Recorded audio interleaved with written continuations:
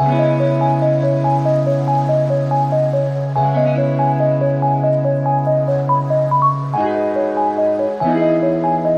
Roxy, she started barking when I had her sitting down. Yeah, I think that was what I've noticed is she's only started barking and reacting like that when she sees a small dog. So the other reactions like bikes, people, things like that, she's not elevating as quick. So we now know her worst trigger is small dogs. So that's some information we'll give back to the owner, saying, hey, look, this is one of the biggest things we've found. Every other reaction we're starting to do quite well with, but the small dogs is really an issue, and it's gonna take a little bit of time to work on. So sometimes dogs will have be more reactive to different distractions, and it's very common that dogs are more reactive towards small dogs because small dogs are closer to prey. So that it might be a predatory response. It might be that a lot of the time small dogs are the ones that bark, so that they can build more of a negative association with small dogs, which I tend to find happens quite frequently.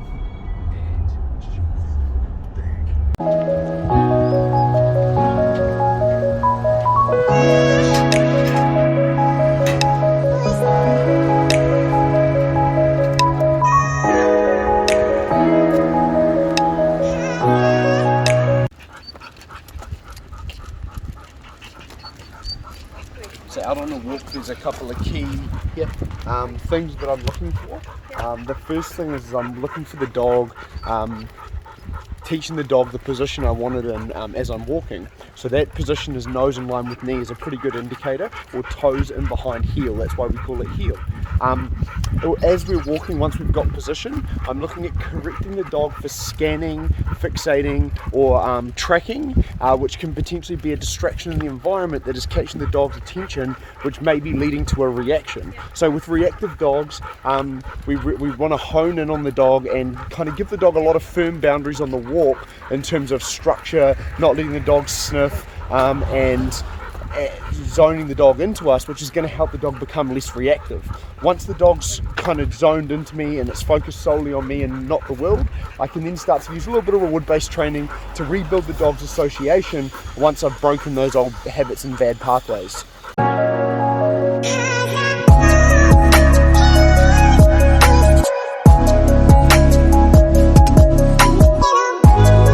Structured walks are kind of one of the key things that we need to do day to day to keep the dog at a balanced state of mind. So teaching your dog how to walk correctly on the lead, teaching your dog how to go into what we call pack drive, which is where the dog just follows you loosely on the lead. It's kind of like one of your fundamental building blocks for the rest of the training, and one of the things that you need to do to maintain the dog's balanced headspace.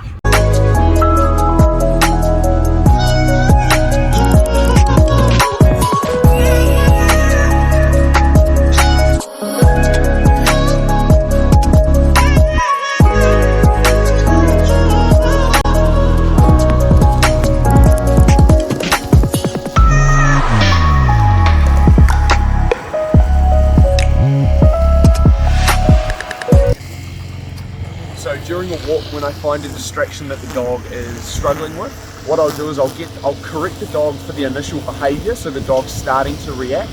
Then I'll do a downstay or do some form of training around the distraction to help rebuild the dog's association. So there's always two parts to a reactive dog. The first is the behavior that the dog has learned. I need to stop that.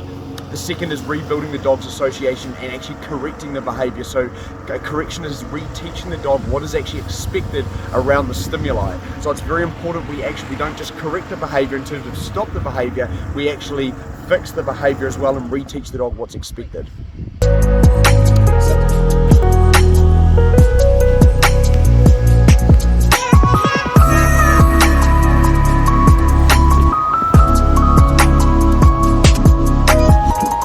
Find a distraction that the dog's struggling with, we de-escalate the dog. We finish, when we move on, it's important we make sure the dog finishes in a calm state. So I want to get the dog into a relaxed state, or more relaxed than what the dog saw the distraction in, so that next time when it sees the distraction, it's going to be more likely to go back, or quicker to get it back to that relaxed state.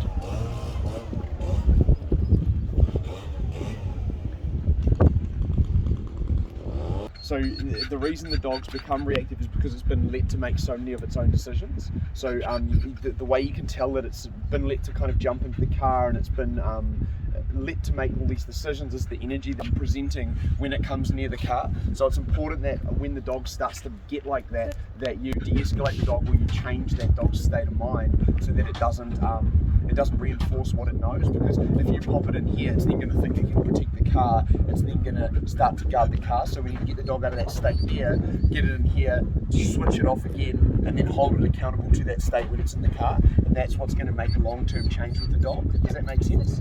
So if you come up closer and just look for the point where the dog starts to want to creep there, see how it's cutting you off again? So we'll go back. If you just do a little stretch circle down to that grass patch, get it into that position in behind you that you had it in when you were walking, and then the second it switches, correct it for moving out of position. Yeah. And then once it drops back, we'll then bring it in. Yeah. Cool. It's kind of like threshold work.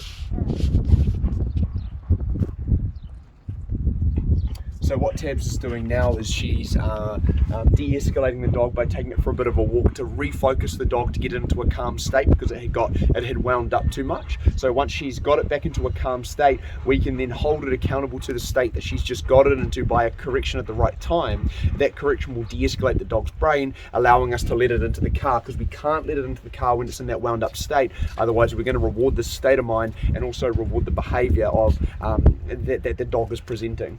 Okay.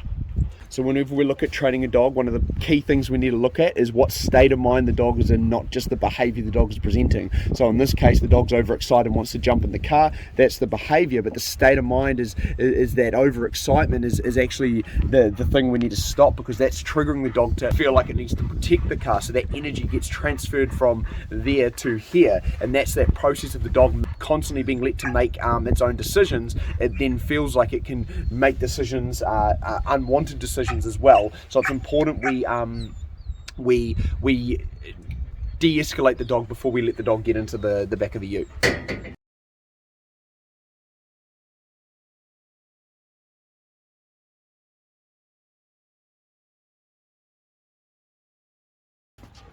So the reason we walked past the car was to kind of trick the dog. If you can keep the dog guessing, it helps a lot with training. So if there's pathways or behaviors that have been created over a period of time, generally it's happened through the dog doing the same thing over and over again. So by us changing things up on the dog and keeping the dog guessing, it helps break those patterns. So this is very similar to say a dog that gets overexcited when you pull your keys out to get into the car. The dog's done that, say 30 days in a row. It then associates the keys with getting in the car. By picking up the keys every day, say 10 times a day, and tricking the dog so the dog never knows when it's getting into the car, it's going to help de-escalate the dog and help with that state of mind switch. So it's going to make it a lot easier to get the dog into the car, create a lot calmer state of mind, which is a lot more healthy and balanced for the animal.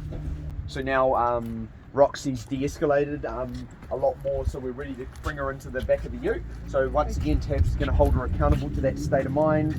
Any switch. So you can see completely different dog coming up to the back of the ute this time, just because of the work Tabs had done. So now she can jump in the car. Up. Doesn't quite jump. That's okay. And same thing, Tabs. Just going to pop her in the back of the ute and watch her for 30 seconds just to make sure she doesn't instantly switch back to that state of mind. So you can see she's holding state of mind quite well. She's quite calm, which is good. We're just waiting to see if she elevates straight away. At that point, Tabs will give her a verbal marker telling her she wants her to de-escalate. If she doesn't de-escalate, she'll then give her a nick on the collar to de-escalate her. So every step of the way, we're holding the dog accountable. We're looking for these little switches every single step of the way.